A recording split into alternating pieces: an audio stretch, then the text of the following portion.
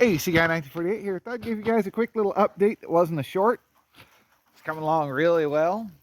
We're not going to get the 10 foot off the front and all the way across done. I need to get more lumber and stuff.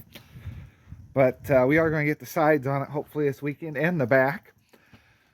Got 2x8s running the whole length here on both sides. Also up in here. We were able to use these boards that Grandpa already had for support to the carport.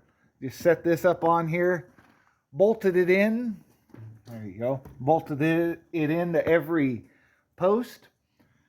So this thing is good and strong. They're all attached in there. The 1x6s we use for trusses. Now, we did use tin that came off of another house. So, and they did it wrong. They drilled holes in the high ridge. You're supposed to do it in the flats. Much like that over there. Well, I can't zoom in, but across the flats of the roof, not in these high points. So basically what we had to do was measure everything out and space all our runners here so they'd line up with those holes, so I wouldn't have a bunch of exposed holes. So you can see that one was off there. They had some up here that were a little messed up I had to fix.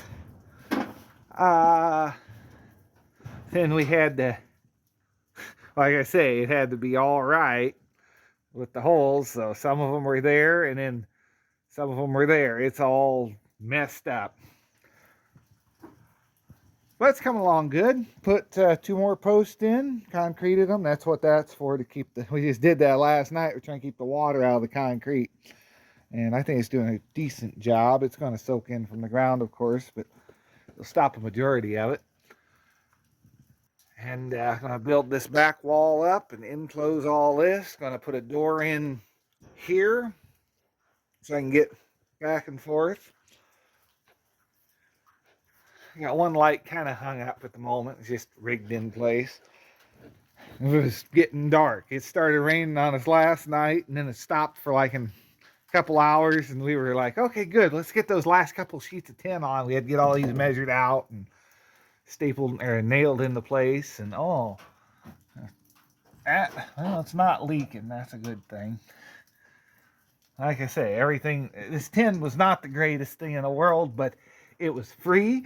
So Dad took it off a house they were tearing down years ago. So it was pretty nice looking. And of course I'm getting water in here. I got to raise this up some. It's got to come up a few inches, which is kind of sad because this here, I'm kind of close to hitting my head on this thing as it is. So I'm going to have to figure something out, but any further in, I'm okay. It's just right here at the edge. I know I'm going to be hitting my head here. And the only reason we had to have such an angle was the snow load and have everything go off the side. In debate on if we're going to cut that off yet or not, because got to put another post in there regardless, and then come out another 10 feet and shoot across. But yeah, it's coming along. We got some boards up there to hold that flap. We have the tin coming sideways, and then it seems to be coming off there fairly good though. It's not pooling up. We just got those boards up there to hold that tin from flapping up, because we got to figure something out for that a little bit better. A transition. And yeah, it's going to need a gutter. I'm going to get some gutter here and ship that across. I got to finish these out too. It needs 2 more 1x's. For the most part, yeah, this is going to be really nice once it gets all said and done. Give me plenty of more space to work on stuff. So I think that'll do it for this video. Well, that's just to kind of give extra support to these two, because we had to anchor the two together half and half.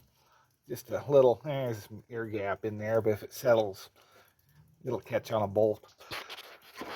Just a little extra safety precaution. We did use ring shanks for a lot of the major stuff. That's what those are. But a lot of it, like, you know, these running in are just a smooth nailed um,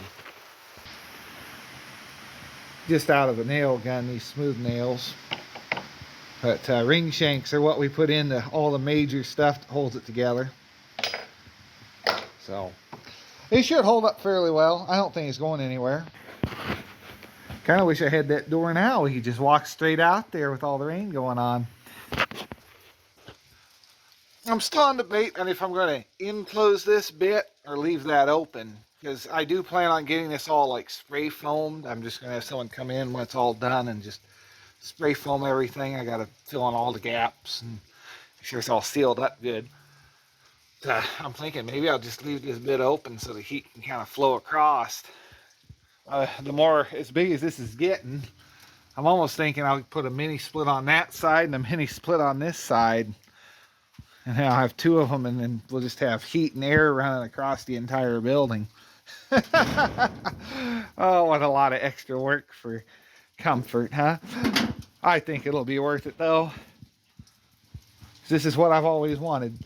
So, we'll see you in the next one. Thanks for watching. Have a great day. Subscribe for more.